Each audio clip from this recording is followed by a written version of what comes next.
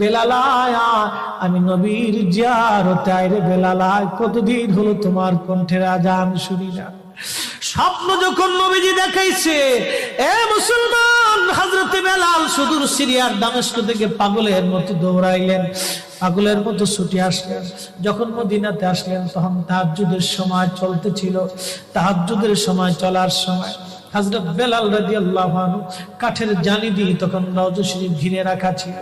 ওই জালির পাশে বসে বসে জালির সঙ্গে মাথা ঠেকাইয়া নবীর পাগল বসে বসে গুনগুন গুনগুন করে কাঁদে আর বলে, হুজুর আপনি আসতে বলেছিলেন, গোলাম এসে হাজির হয়েছে।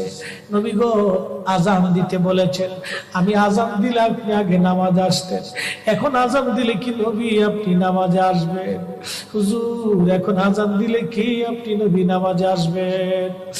নতুন মুয়াজ্জিন আসছে আজান দেওয়ার জন্য।